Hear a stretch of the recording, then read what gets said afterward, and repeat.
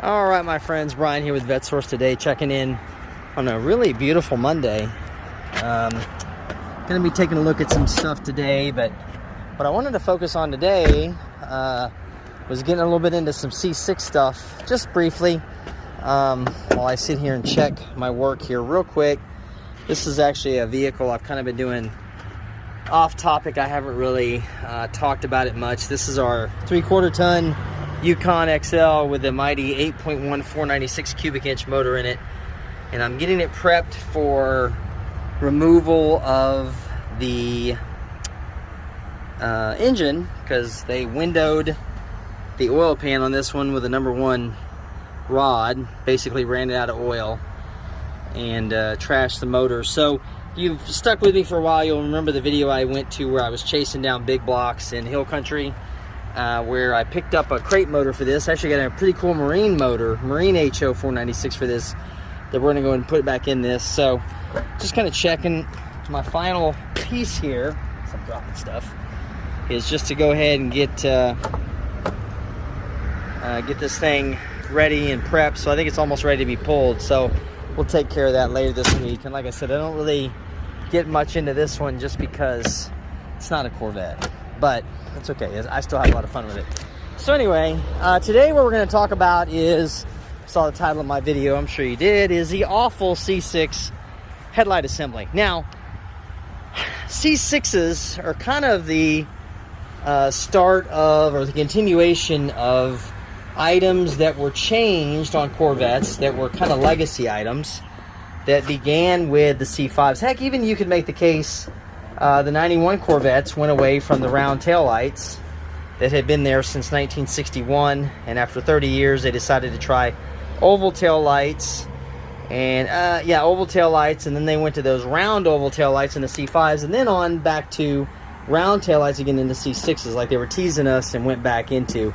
But the C6 obviously was one of the items where they started to change historical things or features of the cars. Namely in the C5, what we got was the transaxle, right? First time the transmission had been put in the back of the car in a Corvette.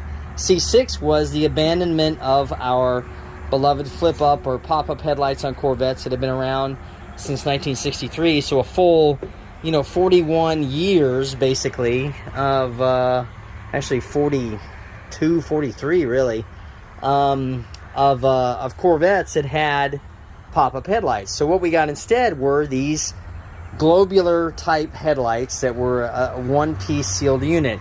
Now, on the face of these are actually a pretty attractive headlight assembly, but I'm going to go into justification as to why I called them awful, and we'll get into this in a minute. So here's the deal, right? By the mid-2000s, the government, and of course, with National Highway Traffic Safety Administration, were really ramping up the pressure on car manufacturers to meet fuel economy standards, right? And to meet safety standards that they believed these cars needed to have on them to make them safe for the mass majority.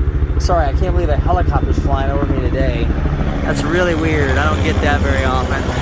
Huh. And he's low, too. Wow, okay. So anyway.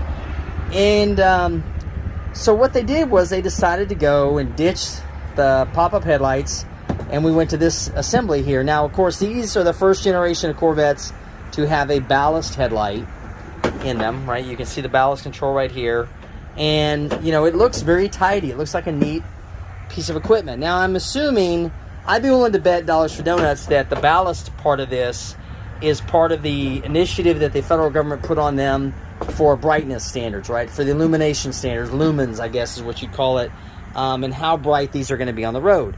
Now, this served two purposes, right? So the federal government is enforcing safety standards, nighttime lighting, which I get. It's saying, especially as you get older, you young kids won't know that yet, but your cones and rods get a little age as you get older. You don't see as well at night. And then, of course, anywhere they could think of to have a weight savings with these cars so that they could meet these federal standards for fuel economy, because that was when they really started ramping up.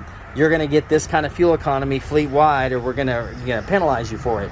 So this is kind of the culmination of that desire or demand by government standards, I would think, to get to this level, because the prior C5, C4, C3, C2 headlight assemblies are all pretty much metal assemblies. They're metal components, and they have a certain amount of weight. This one actually has a little bit of weight to it, but it's not terribly bad, and it's not unwieldy. So, but let's go into the construction of this and why this was, to me, I don't want to say the beginning of the end. It was just the migration into parts that were a little more fragile, much more fragile than they used to be, and frankly, not very sturdy. So what I've got here is 3 different examples here to show you. So we're looking at here, this is a new old stock unit headlight assembly. This has never been installed on a car. It's brand new. This is exactly the way it's supposed to look. The lens is perfect and clear. It's not cloudy. It's just about as new condition as you can think of, right? This is a unit that was installed on a car with 23,000 miles on it that was a flood damaged car. So it never had accident damage to it or anything, but it was, you know, obviously 17, 18 years old at this point, but it was still removed from a car that had low mileage. Now this is from a car that was damaged. I don't remember if it was damaged in the front or not. I think it was. I think it was a right front hit. This is a left headlight, what's left of it, right? So I'm going to show you kind of comparison-wise what goes on here. So the original assembly here from the factory, right, consists of 3 main parts, okay? So you've got this lower housing, right, which is plastic. You've got the outer lens, which is plastic. And then you've got the inner body-colored globe, which this is also the same color as the rest of the body on the car, right? And then you've got a piece of weather stripping that runs all the way around this to keep water away from this unit. So essentially, this unit is comprised of 3 major components and the headlight globe that you can see right there inside of there. And then it's mounted directly onto the inner fender. The problem with this, from the way I look at it, and of course these are access points here, is you may have noticed, other than a few metal parts on this, this entire assembly is plastic. And it's not even that high grade of a plastic. It's actually kind of, I don't want to tip this one over because it's still nice. Let me tip this other one over so you can see. It's kind of a, what I'd call a mid-grade plastic. You can hear, I mean, thumping on this. It's not very sturdy. In fact, there's just the mold mark from where it came off the mold flash. So it's still there. Now, here's the deal with these, right? So you've got a lower housing, you got the upper housing right here. You can see here on this, even though it's a low mileage car, look at how bad this has been affected by the sun, right? Now this wasn't even a car that was kept outside, is what's even crazier about it. It was just a car that was driven around. So this is completely another helicopter. That's a different helicopter too. This has been completely affected by the UV rays and in a very short period of time. I think I remember the gentleman telling me after 5 years this car was not even driven daily. So it really, and it sat inside a garage, which is crazy when you think about it. Now, the other thing too is that this upper housing, now you'd think this would be easy just to swap out, right? If it gets discolored, buy a new one and swap it out. But no, what they did was, unlike the other ones where we can dismantle them and take them apart, this you see here, this is glue. This thing is glued together all the way around to that bottom housing, that black housing. And not only is it glued together, but it's an epoxy type glue that you can't just get this separated. It does not come apart easily at all. In fact, it's easily damaged when you take it apart. It's so much so that Eckler's Corvettes and a lot of the big Corvette manufacturers or suppliers, they offer a rebuilding service for these, or a relensing service, because these are just so hard to get apart. A lot of guys will try to put them in their ovens and cook them too much and burn them up and melt them and do all kinds of craziness because, again, it's all plastic. So it's kind of, you know, I get where they were going from the financial side too, because they made this lighter, right, which alleviated their problems with trying to come up with lightweight components. They made this brighter, right, with the ballast resistors and the type of bulbs that were put in. And also from the financial perspective, they probably were able to make these at a unit cost a lot cheaper than some of the other headlights, because by this time, believe it or not, this silly headlight assembly from General Motors was well north of $1,500 brand new if you were going to buy it from the dealer, which is insane. Now, the C5s were expensive too. I seem to remember the C5 headlight assemblies were $1,700–1,800 if you bought a complete assembly. This was also list price in the neighborhood of $1,800–, $1900. I want to say it crossed north of $2,000, but I just don't remember it on my book in front of me. So you look at how cheaply this was made, right, and how fragile it is, and it was really annoying. The other problem these suffered from, too, was that, see these mount points here? You've got one here, you've got one here, and you've got one here, right? These mounts are known to just break randomly. They don't just hold up. They just break. And then if you've got a bad mount, you've got to sit here and try to epoxy this back together and make it sit properly inside, untucked underneath that fender. Now, I will say the one thing they did really well on this was access to your lenses and your bulbs. They were quite easy to get to. So there's your bulb right there, right? To change it. I'll get that back in there. And there is your other one. There's your ballast one right there, okay? Your LED, not LED, the electronic bulb, xenon bulb, I think that's what they call it. Now this one was a little bit tougher to get to, I think. I don't remember. I'm not going to try that on camera. I just don't remember exactly. But you can actually get to these on the back side when you're trying to change bulbs out, so they're easy to get to. And of course, this would be your, I think this is your turn signal right here. I'm almost certain that was the turn signal bulb, right? Yeah, because this was your main headlight, this was your high beam. This was your, yeah, main headlight, high beam. I don't remember exactly, guys. It was, maybe somebody can correct me in the comments. But it's so often, so little amount that I see these after dark, I forget which one's which. So, you know, overall, an attractive looking headlight. And GM's not the only one that went to this. A lot of the other manufacturers went to this globe style headlight assembly, and they just created problems for everybody. And they're just so expensive and so difficult to deal with.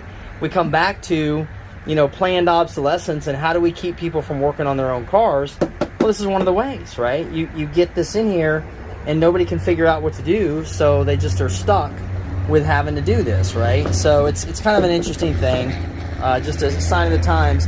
Now this one here, I brought this with me to show you as well. Not only on the outside is everything around here fragile and prone to breakage, but once you actually even get into these, right, and you manage to take them apart, you know, this is obviously your lenses here, which obviously, it's funny, they've got little magnifiers, essentially, right? So that's what magnifies and intensifies your light. And of course, these are steel right here. I think this is ceramic, because this is the hotter bulb, and this one is just a standard plastic housing. And these are metal, obviously, to put up with the heat. But even the housing around it is made out of plastic. See that? Really not very sturdy. Now, when you get in, you get to this colored portion, right? And you can see this one has damage, but let's turn it over. And just from simply taking this apart, this didn't even have any stress put on it. Look at what happened to, let's get this out of the direct sunlight so you can see. Look at what happened to the towers here. The towers, the bolts started to strip out. This one just straight up broke off. I remember when taking this one apart and how aggravating it was, because I think it was, we were going to go ahead and change a lens out because it was a yellow, a Victory yellow car, and it just did not work. So you look at, you know, again, we come back to, that's just really, like, it's throwaway, guys. It's not even something you'd probably want to keep. And I know a lot of the Corvette vendors like myself that are into the used and salvage parts of the business, they really dislike selling some of this stuff because it comes back and it's such a headache. You've got a used unit that looks really nice and then it doesn't end up holding up very well. So you've got customers, and these still on the used side will bring a fairly significant amount of money. So anyway, so you've got some hesitation from the vendors, even as far as using these as legitimate used parts, right? Or they just sell them as cores because they don't want to have to deal with the nonsense of, you know, the tabs breaking, things of that nature. So anyway, just thought I'd bring this to you today. Again, this is not a complaint. You know, I love all Corvettes, love every one of them, but a lot of times I dig a little bit deeper into these than most people normally will, and it's kind of a way to highlight some of the way they change their manufacturing techniques, obviously with government intervention and the desire by the finance side to generate higher profits for their flagship car. But I will tell you, this is one of the potential areas you need to look at when you're looking at a C6. examine these headlights very carefully. Make sure they're not broken. Make sure these aren't cracked, and understand that the rebuilding service, I think, on these is, I want to say it's well into the hundreds of dollars, probably $300 or $400 to rebuild these, re-lens them, I should say, not just rebuild, just re-lens. So, not to mention the labor and taking them off the car and other things. So be aware of that when you get into them. It's going to wrap things up today. I've got other projects I need to work on, so I'll check back with you guys next week, and I'll see you then. Thanks for watching again, guys.